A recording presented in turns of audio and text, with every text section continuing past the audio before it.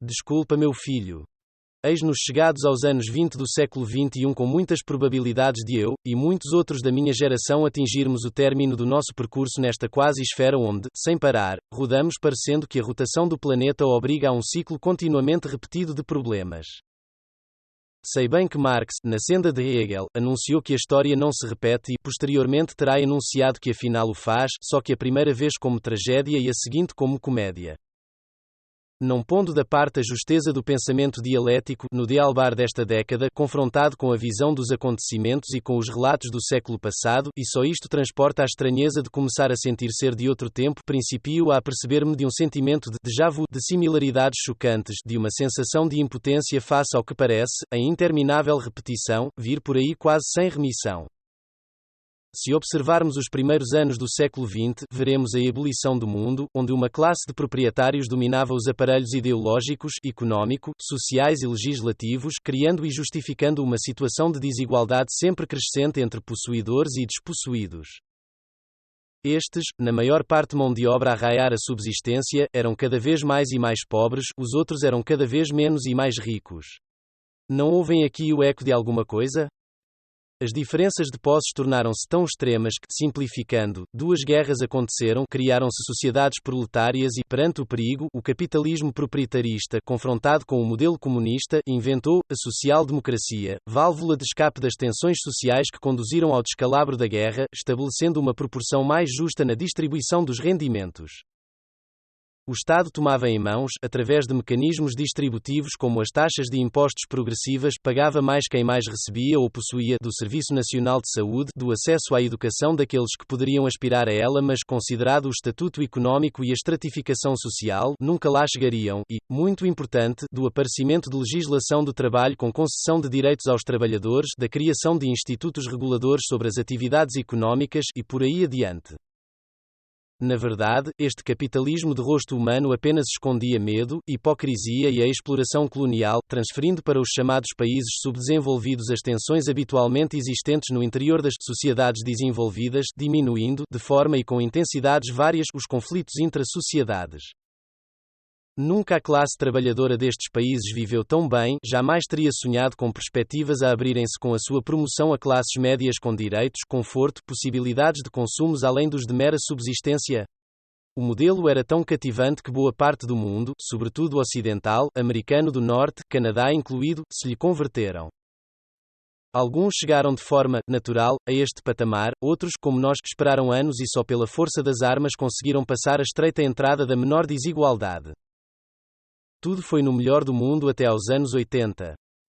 Aí, com o desaparecer do perigo comunista, falhado ao trocar a construção da igualdade pela competição industrializadora e armamentista, introdutora de novas desigualdades, perdidas as matéria-primas baratas por desmantelamentos do colonialismo e neocolonialismo, o capitalismo de rosto humano sentiu-se livre para tirar a máscara e mostrar a face real, na forma de neoliberalismo ou, noutra designação, hipercapitalismo. Foram seus arautos e executores Margaret Thatcher e Donald Reagan. Este, imbuído do melhor espírito capitalista e protestante, clamava ser bom ser rico e demonstrá-lo publicamente. Para tanto ambos, e não sozinhos, iniciaram a destruição de quanto se havia feito no campo do direito e da construção da igualdade, gritando as palavras de ordem, desregularizar, privatizar tudo, mesmo a sobrevivência e a saúde, baixar salários e benefícios, aumentar o lucro de empresas e a riqueza dos empresários. Tudo em nome do bem comum, do investimento, do progresso tecnológico, objeto e possibilitador deste volte-face social. Só demasiado tarde percebemos a armadilha. O discurso ideológico que envolvia os desígnios escondidos era cativante, demonstrava-nos o contrário do pretendido e, feitos parvos, embarcámos no comboio do consumismo, deixámos livre as feras que se alimentam das nossas vidas, demos-lhe a carne quando pensávamos acariciá-las. Foi bem feito. Não nego que pensámos agir bem.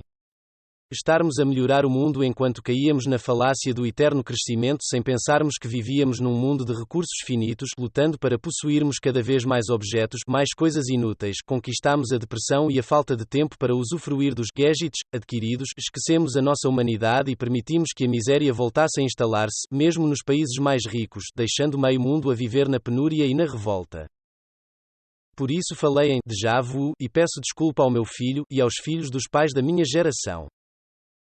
Tentámos verdadeiramente diminuir as desigualdades, mas falhamos quando pensávamos estar no bom caminho. Olhem com mais atenção para o mundo. 2008 foi ontem e, apesar de todos os dramas, parece que não aconteceu.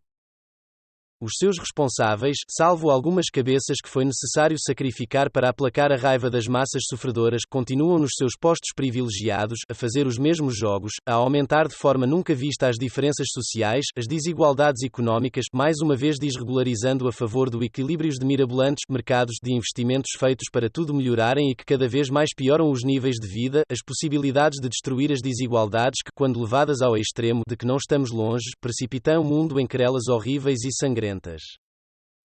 Para lá caminhamos e, alegremente, preparamos a cada vez mais previsível sexta grande extinção. A nossa. Podem ter a certeza de que o mundo não se importará. Do esgotamento de recursos naturais que fizemos, da lixeira em que tornamos o mundo, ele inventará uma outra espécie que, se tiver juízo, em vez dos nossos filhos, herdará a terra. Restam algumas esperanças de que a humanidade perceba o perigo e possa reinventar-se. Alguns sinais vão aparecendo por aí. Mas será difícil fugir ao holocausto. Os interesses instalados são demasiado poderosos. Cegos pela miragem do lucro, não descansarão até tudo ter sido consumido. A não ser que as novas gerações vençam onde nós nos perdemos e plenos de uma nova inteligência percebam e consigam tornar o planeta na casa comum, demonstrando não haver almoços grátis e que todos os atos têm consequências. Por telegar esta década, que será, com muitas probabilidades a última para muitos de nós, em que se poderá definir se sobreviveremos como espécie ou se chegaremos à destruição mutuamente assegurada, é que te peço desculpa, meu filho, pelo mundo que te deixo. Oxalá possas tornar falsos os receios que me assaltam e tu, e todos os demais, consigam usufruir muitas décadas de felicidade. Para tal é premente tomar atenção e diminuir, em todo o mundo, as desigualdades, mesmo que para isso seja necessário abrir mãos de algumas comodidades, distribuir um pouco mais de conforto por todos, privando-nos de algum daquele que temos em demasia. É difícil, eu sei. Mas, é o único caminho possível. E, já agora, atenção, muita atenção, à água. Carlos Alberto Correia. Publicado in Rostos Online, 2020.